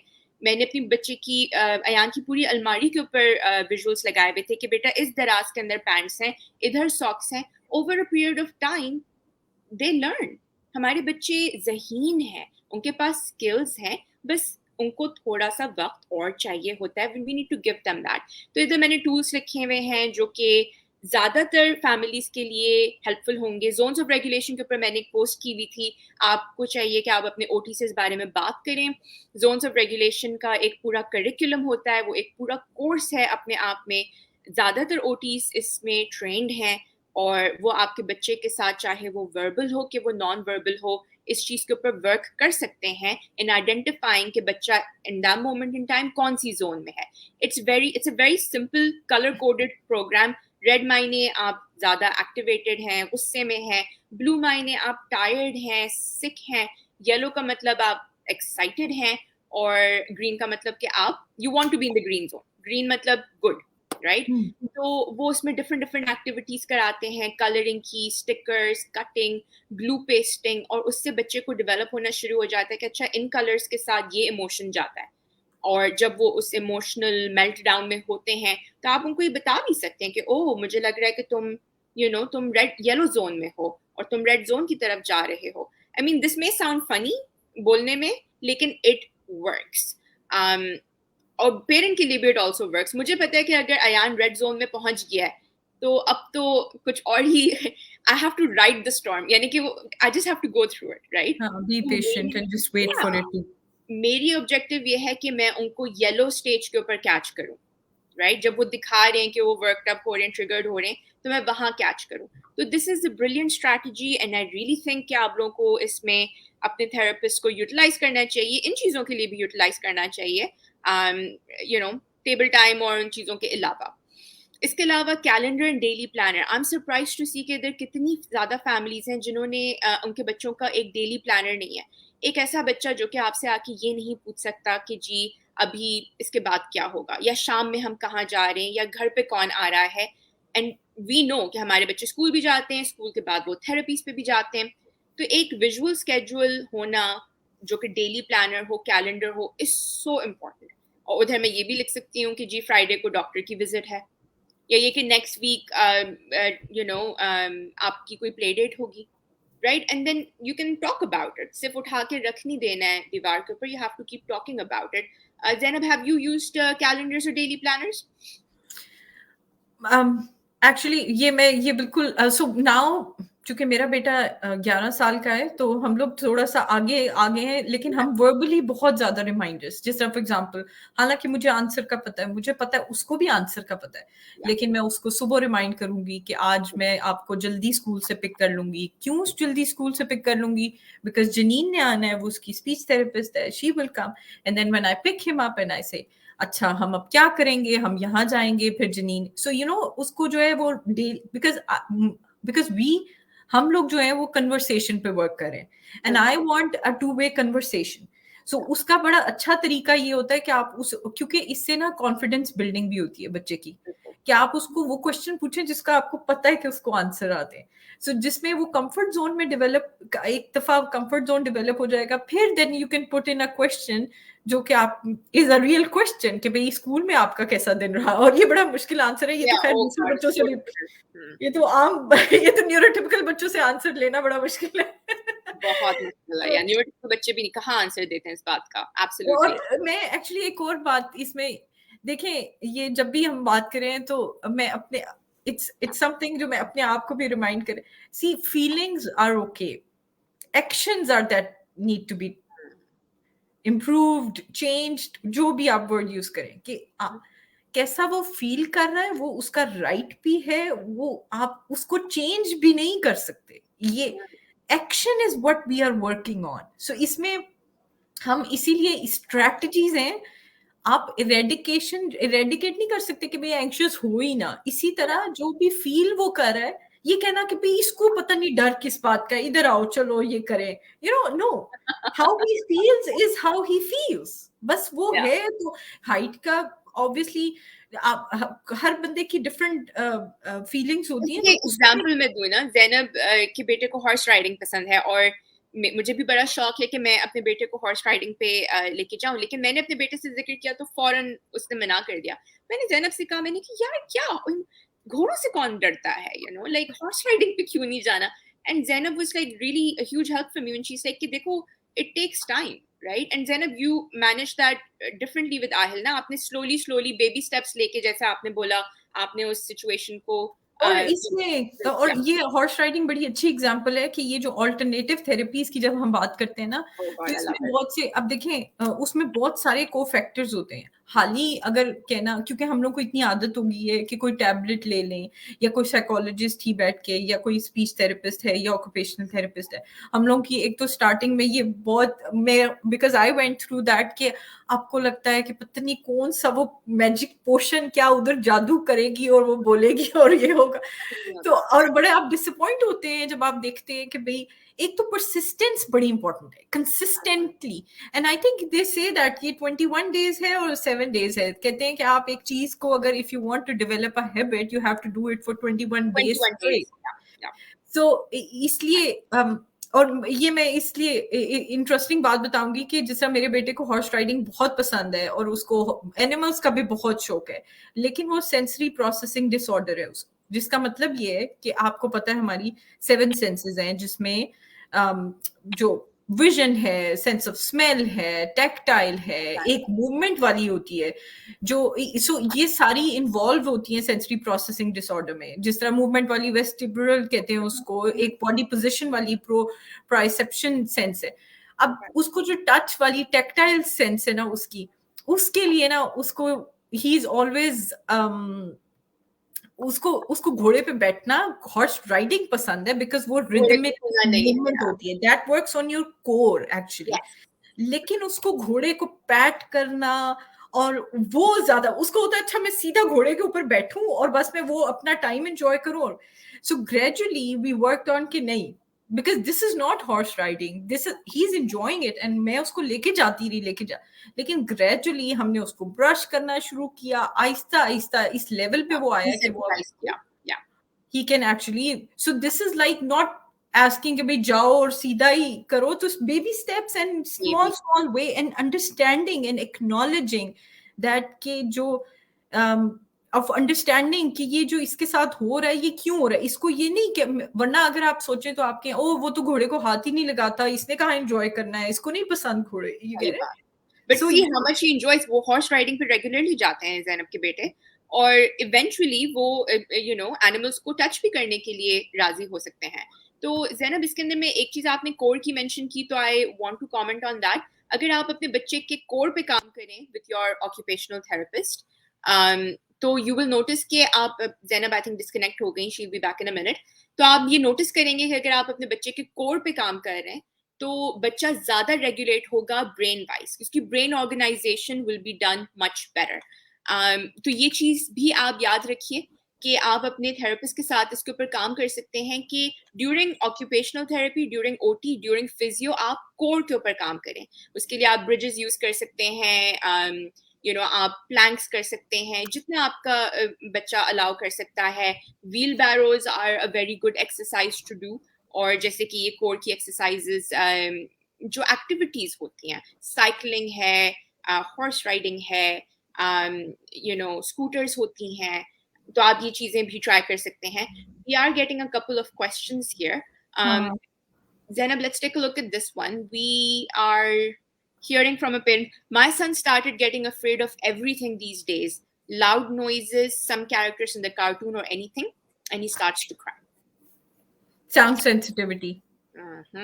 Yeah, absolutely. Sound sensitivity, और जैसे कि हमने already discuss किया कि हम baby steps लेंगे। हम ये नहीं करेंगे कि तमाम तरह sound को खत्म कर देंगे, लेकिन we will help them regulate by doing small things, taking baby steps and making sure कि अगर वो loud noises से uncomfortable हैं तो we will not obviously expose them to loud noises। ये कि कभी कुकिंग के अंदर आज के दिन तक भी, हालांकि अब मेरे बेटे को नॉइज सेंसिटिविटी नहीं है, लेकिन अगर कुकिंग के दौरान मुझे ब्लेंडर यूज करना है या मुझे घर में वैक्यूम करना है, मैं हमेशा एक हेड्स अप देती हूँ कि अयान मैं वैक्यूम करने लगी हूँ, you know if it's going to bother you आप रूम में चले जाएं, या मैं आपको हेडफोन्स दे दूं so it doesn't bother you. तो you just like learn to manage it with them. अच्छा, ये इसमें मैं इन दोनों क्वेश्चन के आंसर, जो एक ये वाला क्वेश्चन और जो दूसरा वाला है कि वो सोशल एंजाइटी है उसको, वो अपने भाई को भी he doesn't want to, my son hates his bro and since 1 year, और वो आपस में मैनेज नहीं कर सकते और सब. अच्छा, ये एग्जैक्टली वो, अब जिस तरह हम लोगों ने बहुत ज्यादा मेरे ख्याल में टाइम ले लिया, हम घंटे से स्ट्रेटजीज पे काम करें, लेकिन यहाँ पे वो वाला दूसरा पार्ट प्लग इन होता है. वो पार्ट है रेमेडीज का, वो पार्ट है सप्लीमेंटेशन का, वो पार्ट है कि आपके, अगर आप उसको एड्रेस करेंगे ना, जैसे for example for the timing the quick strategy is कि अगर फॉर एग्जांपल आपने उसको कहीं लेके जाना है और वो साउंड सेंसिटिव है, तो क्विक स्ट्रेटजी इज कि आप उसको हेडफोन्स पहनाएं या आप किसी तरह उसको, या ना मतलब, लेकिन at the mean time you have to address underline issue, underline conditions. Underline condition कि ये हो क्यों रहा है. और जब आप उसको, so while you are addressing, जब आप उस पे काम कर रहे हैं, तो for the time being these strategies are what will help you. And then in the mean time अगर आप उस पे, ओह ये तो होम्योपैथिक वाली स्लाइड आ गई. आप डिस्कस ही कर रही थी अंडरलाइन कंडीशंस का, तो मैंने कहा अंडरलाइन कंडीशन की बताना चाहिए. ये हल. अच्छा, इसमें सबसे वो मैं अपना एक्सपीरियंस, आई थिंक ये वैसे तो बतूल का डोमेन है, बट बिकॉज इसमें हम लोग अंडरलाइन कंडीशन की बात कर रहे थे, तो जो साउंड सेंसिटिविटी, एंड क्योंकि हमारे पास क्वेश्चन आया साउंड सेंसिटिविटी का, तो ये साउंड सेंसिटिविटी जो है ना एड्रीनल फैटीग से रिलेटेड होती है. तो अगर आप उसको एड्रेस करें किसी भी प्रैक्टिशनर से, whatever practitioner of your choice, if it's Batool or somebody else, whoever, तो जो है उसमें एड्रीनल फैटीग को अगर आप एड्रेस करें तो साउंड सेंसिटिविटी बहुत ज्यादा, बहुत हद तक इम्प्रूव हो जाती है. So that's something. इसके अंदर एग्जैक्टली मैं अगर ये थोड़ा सा एक्सप्लेनेशन दे दूं कि एड्रीनल ग्लैंड तब स्ट्रेस आउट होता है जब आपकी बॉडी के अंदर बहुत ज्यादा स्ट्रेस डेवलप हो चुका होता है. आपके कोर्टिजोल लेवल्स, जो कि एक नेचुरल स्ट्रेस हार्मोन है जो बॉडी रिलीज करती है, उसका ओवरलोड हो जाता है. तो adrenal gland starts to burn out, क्योंकि एड्रीनल ग्लैंड वो कोर्टिजोल मैनेज करने की कोशिश कर रहा है. तो अगर आपके बच्चे आपको दिखा रहे हैं कि जी वो साउंड सेंसिटिविटी डेवलप कर रहे हैं और पहले शायद नहीं थी या मामूली थी, अब ज्यादा है, तो इसका मतलब है कि उनके स्ट्रेस लेवल्स इंटरनली भी बढ़े हैं, जो वो बाहर सिम्टोमेटिकली ऐसे निकल के सामने आ रहे हैं.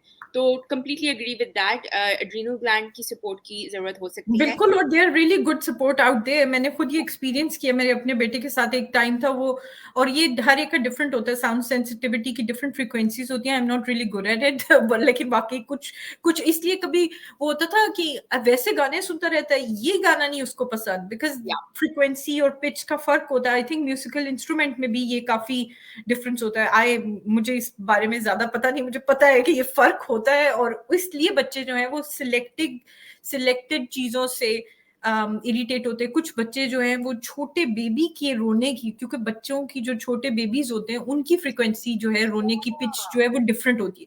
तो वो सिर्फ उससे नहीं, उसको बड़े रो रहे हो या कुछ इस तरह हो, लाउड नॉइजेस से किसी से उसको फर्क नहीं पड़ता. वो जो छोटा बच्चा रो रहा हो ना, he can't take this. मेरी अपनी हम लोग, so I know a mom, she actually had this child. So it's like, this is why customization, individualized, बड़ा important है plan. अच्छा, ये homeopathic, there are really good remedies. अब again मुझे थोड़ा सा, हमेशा मैं I keep repeating myself, लेकिन ये बड़ा important understand करना कि homeopathy does not work like the other forms of medication. एक रेमेडी हर बंदे के लिए नहीं होती.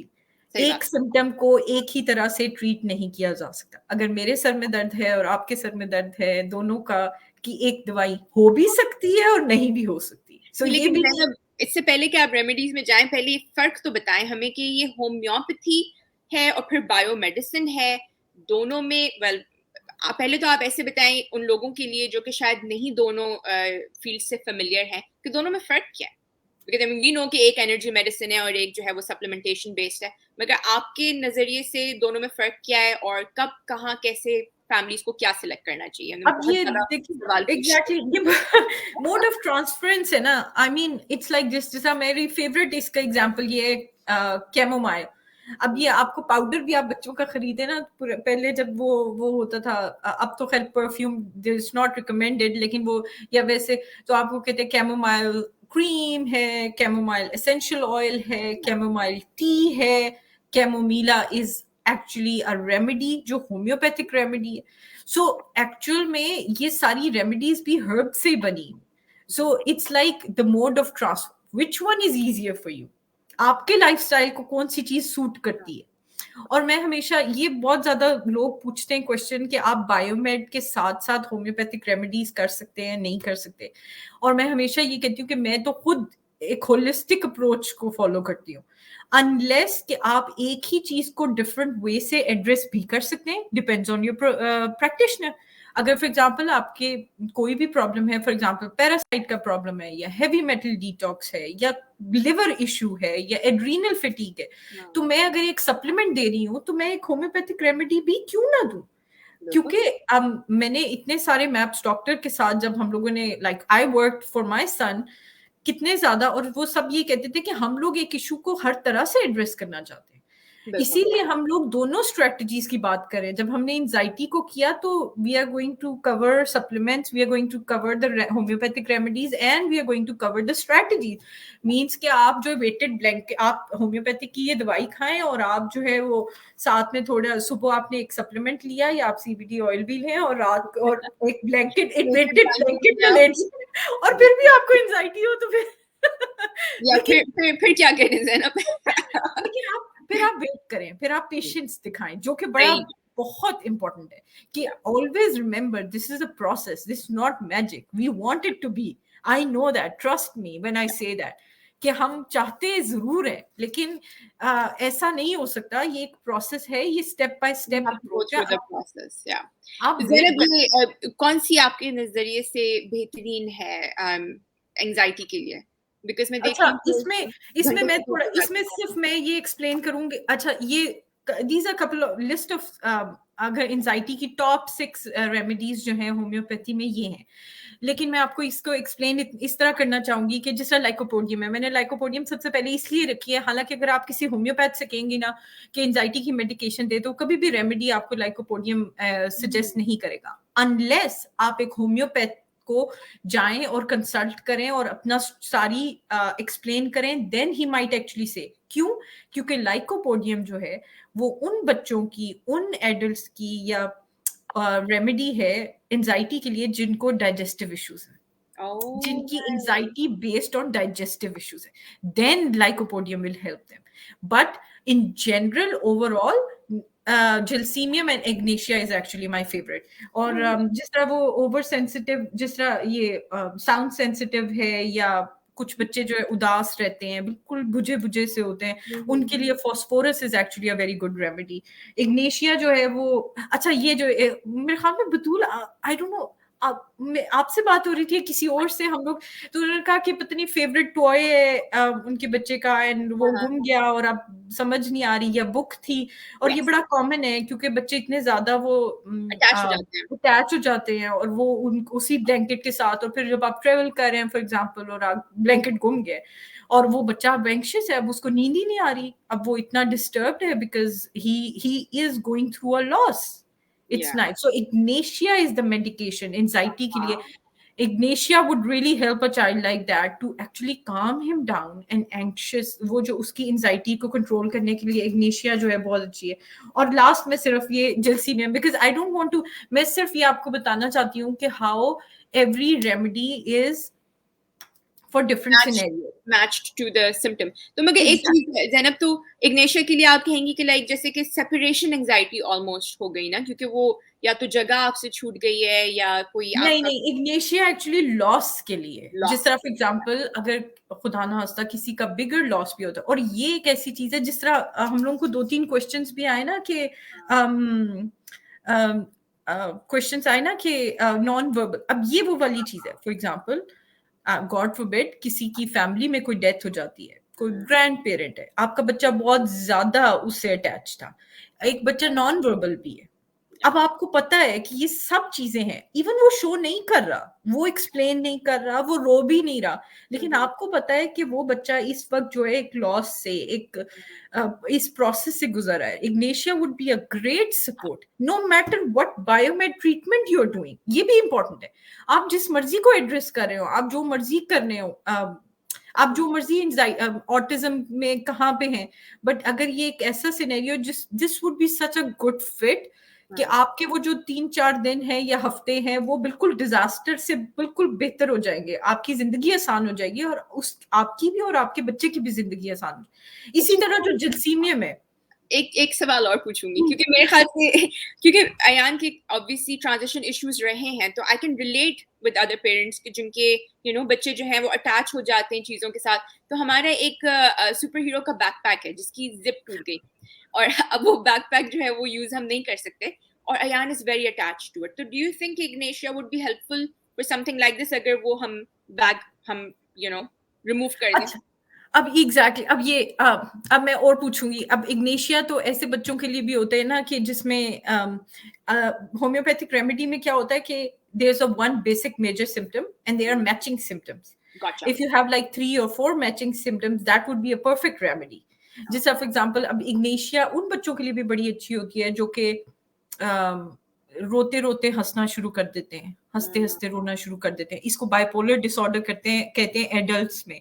एंड एक्चुअली मैंने एक थेरेपिस्ट को से मिली भी थी जिसने एक बच्चे को डायग्नोज किया था कि इस बच्चे को ना ऑटिज्म के अलावा, वो बच्चा बेचारा 6 साल का था, उसने कहा इसको ऑटिज्म के अलावा बाइपोलर डिसऑर्डर भी है, बिकॉज ये बच्चा जो है वो हंसते हंसते रोना शुरू कर देता है. And at that time I realise that कि how this is such a there's instead कि आप एक diagnosis on the top of autism ले आए, इसका इतना अच्छा, इतना आसान हल है, इसका इतनी अच्छी इफ वो एक रेमेडी के साथ उसको कंसिस्टेंटली अगर वो गुड एक प्रॉपर डोजिंग में दी जाए तो ये बिल्कुल he will improve, his anxiety will improve and he will stop doing it. क्यों?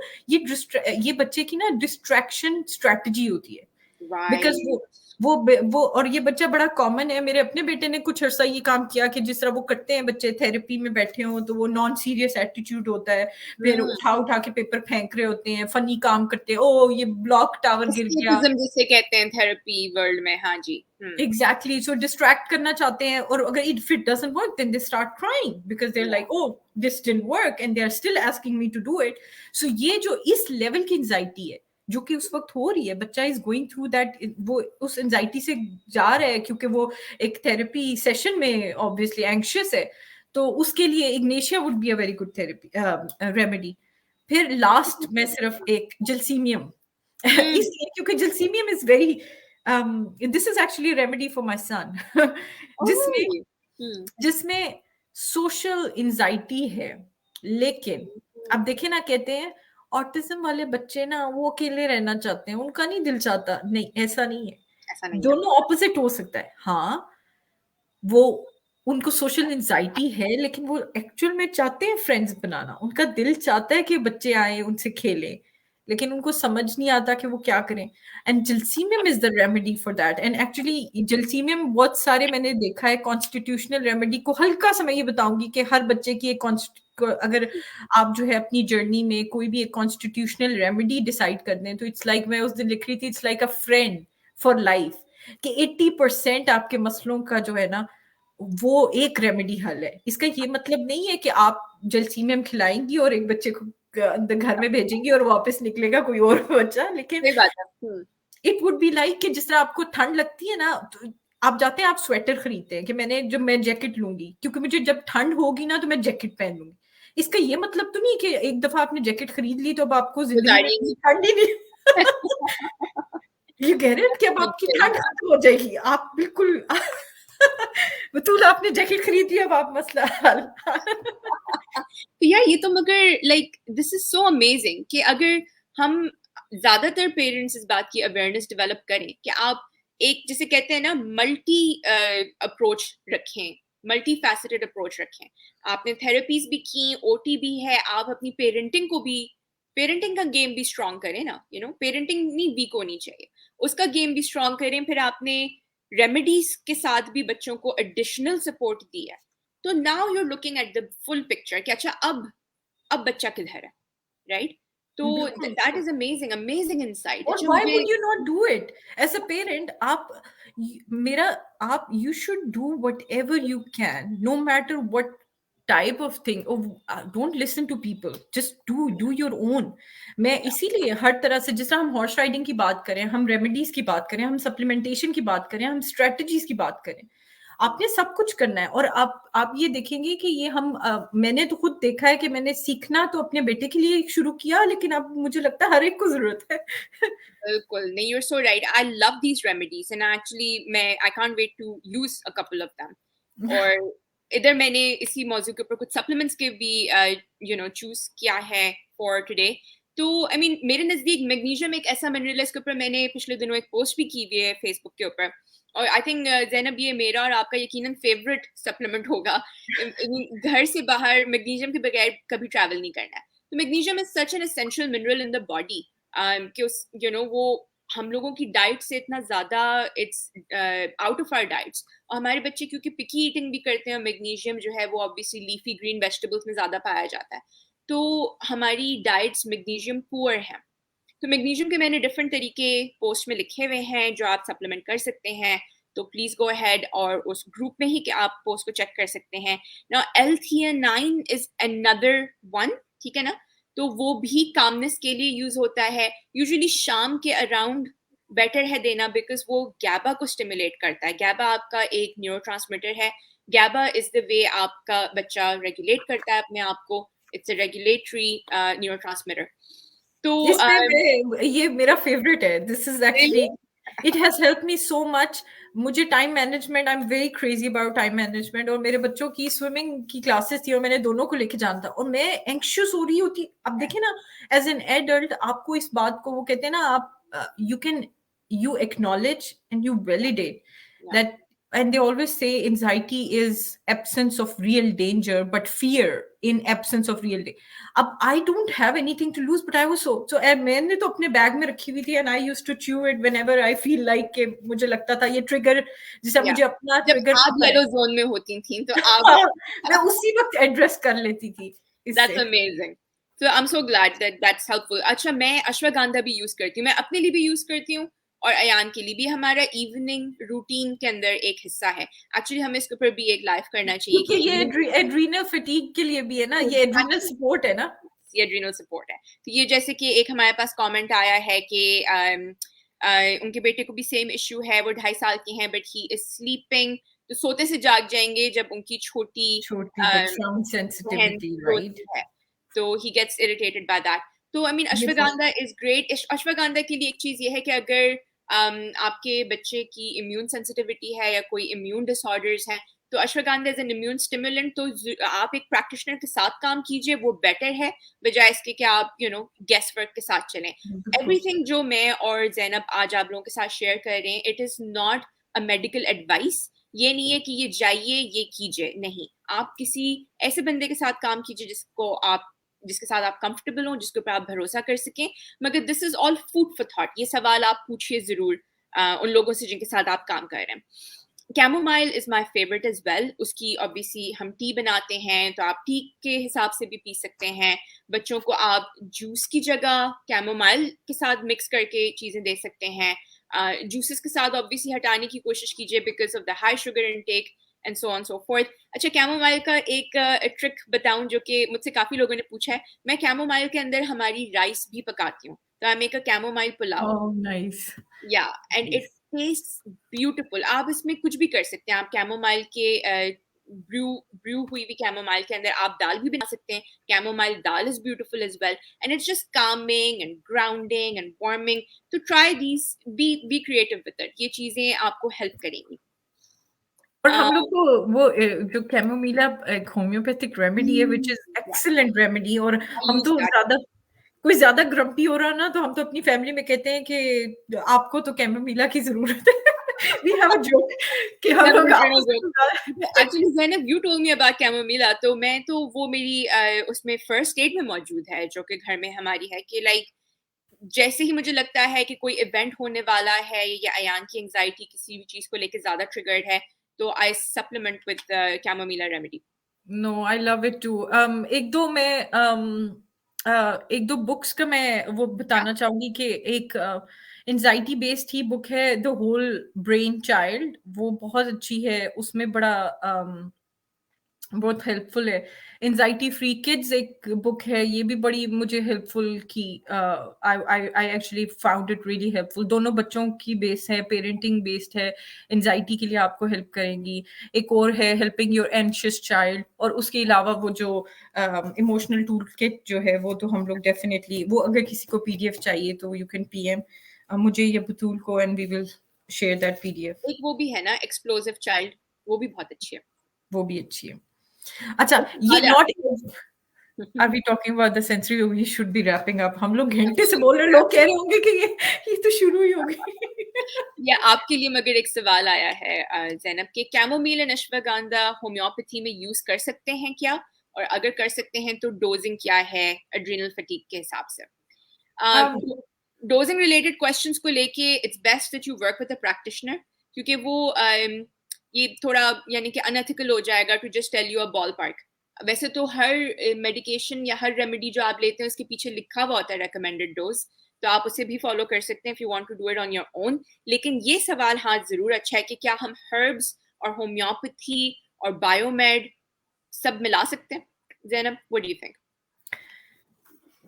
Definitely.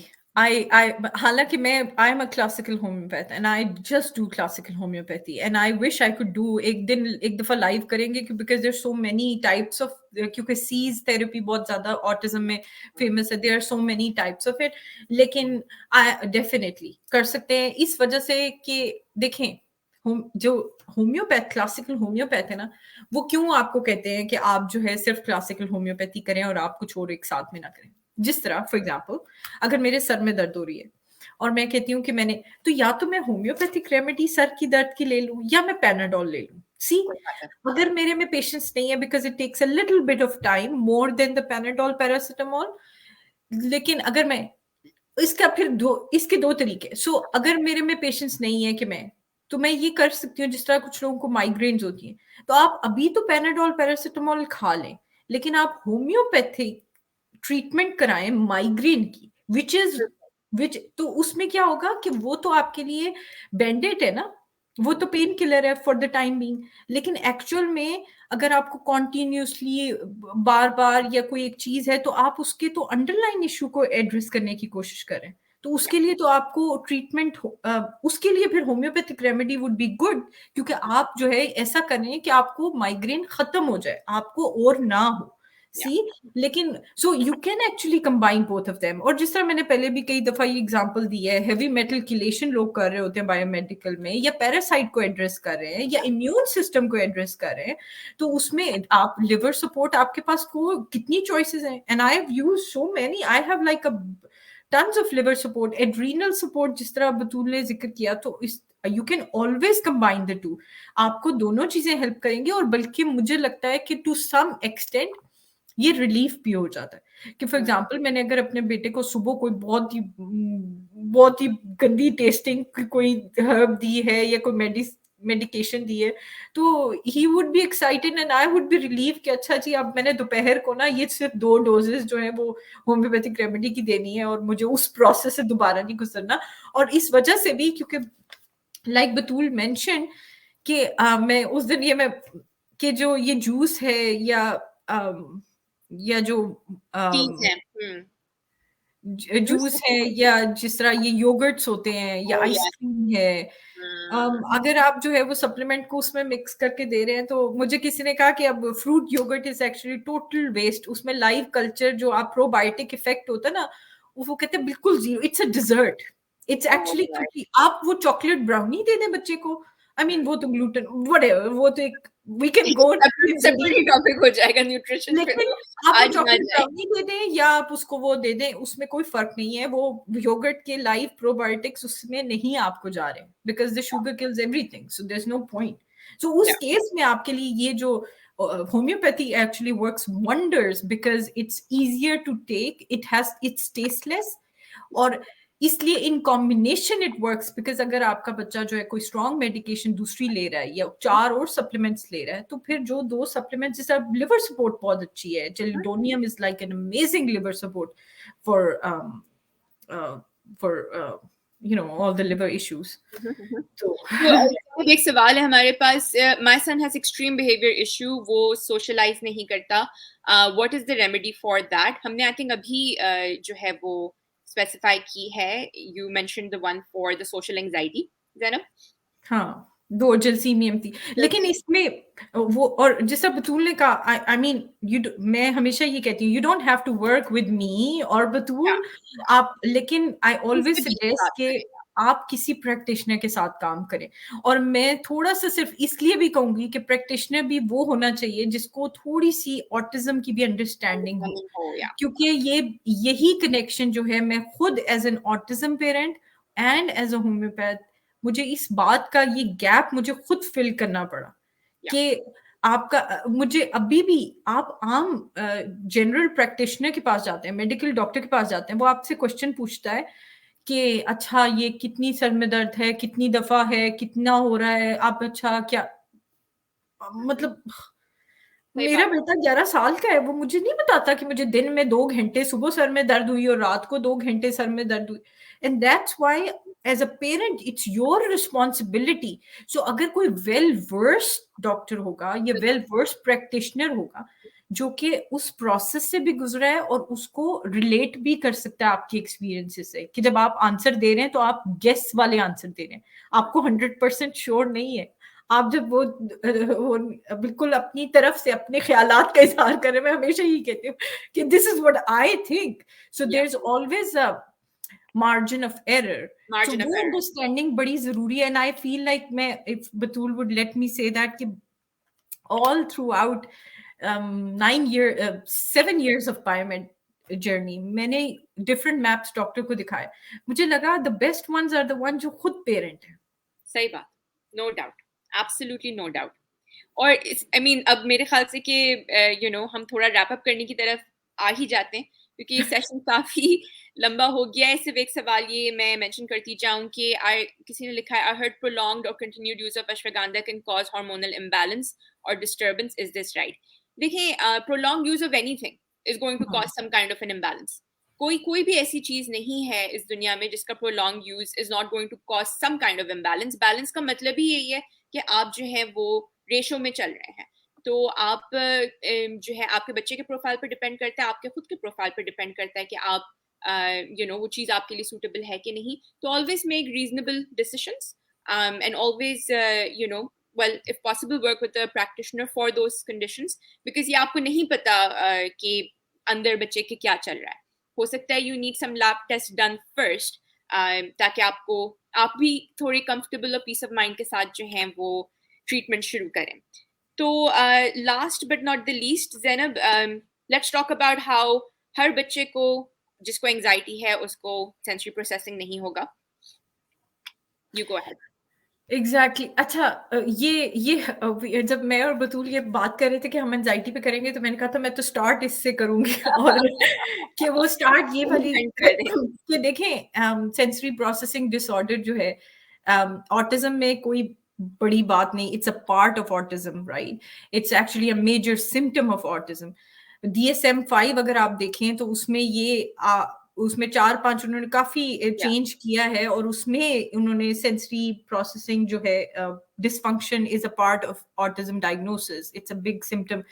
सो जो उस बच्चे का जिसको सेंसरी प्रोसेसिंग डिसऑर्डर हो, एंग्शियस होना कोई बड़ी बात, it's a coincident, it's a life, it's a experience of life for them. और लेकिन अगर जो सेंसरी जो एंजाइटी से रिलेटेड कैसे होगा, क्योंकि वो इनपुट फैक्टर्स है ना. और मैं सेंसरी प्रोसेस, मुझे एंजाइटी और ये इसलिए कनेक्ट भी करता, मैं हमेशा कहती हूँ, because even sensory processing disorder जिससे स्टिमिंग है, आप बिल्कुल स्किमिंग देखें, सेंसरी प्रोसेसिंग डिसऑर्डर ऐसा है कि मुझे भी कोई सेंसरी इश्यूज होंगे, बतूल भी address, but we are not highlighted, they are under control, we are able to regulate it. बड़ी कॉमन एग्जांपल है कि वो जो हम लोग स्कूल में होते थे तो हमारे वो चॉक बोर्ड्स होते थे, नेल्स कोई उस पे oh करना, yes oh my I still God, have that मुझे मैं बिल्कुल वो नहीं कर सकती थी। टेक्सचर आपकी वो प्रायोरिटीज होती हैं, आप टेक्सचर में अपनी फेवरेट होता है, which one is not, so we all deal with it and anxiety is the same, so they always go together. इसमें सिर्फ एक बात मैं मेंशन करा कि एंजाइटी और सेंसरी प्रोसेसिंग डिसऑर्डर ऐसे बच्चे को भी हो सकता है जिसको ऑटिज्म नहीं है। Mhm. और ये बहुत ज्यादा लोग कहते हैं कि बच्चे एंशियस, बच्चे वो psychologist they always talk about it that कि वो एक एंशियस बच्चे को लेके आते हैं और वो लेके जाते हैं सेंसरी प्रोसेसिंग डिसऑर्डर का डायग्नोसिस। सो Yeah. और the understanding the correlation between the two is very important. एक बच्चा जो है वो सुबह फायर हाइड्रेंट को देख के एंजाइटी का शिकार हो सकता है। क्यों?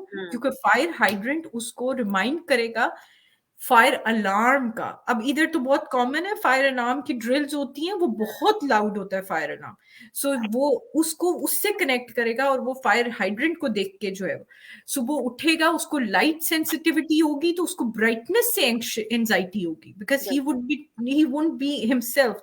So all these Kameng strategies जो कि इसलिए मेरे ख्याल में occupational therapy would help your child calm down because वो sensory integration पे काम करती है। I mean, this is a big topic. We can do a whole different live. और बल्कि मैं इस पे फिर मैं ये question I want to put it out there because we have lots of people signing in. So आप लोग जरूर शेयर करें कोई भी टॉपिक अगर आपको if you want. Future lives अगर आप लोग चाहते हैं कि हम किसी टॉपिक्स के ऊपर मैं और जैनब आएं और फिर से गुफ्तगू करें तो प्लीज डू शेयर। आप फेसबुक की वॉल के ऊपर भी लिख सकते हैं। We would love some feedback from you. Thank you so much Zainab आज के एक अमेजिंग सेशन के लिए। Thank you for joining me and working with me. Thank you everyone जो कि आज यहाँ पे आए। अगर आपको मुझसे या जैनब से राब्ता करना हो तो ये हमारा व्हाट्सएप का नंबर स्क्रीन पे मौजूद है। You can contact the Health Junction team on that one. Zainab भी Health Junction का हिस्सा है, मैं भी हूँ, and we will love to help you. आप हमारे Facebook के ग्रुप पे पोस्ट कर सकते हैं, and if you want to be a part of our WhatsApp group, तो भी आप हमें मैसेज जरूर कीजिए. Thank you so much, everyone. Thank you for watching this, and keep the questions coming. Thank you, Zainab.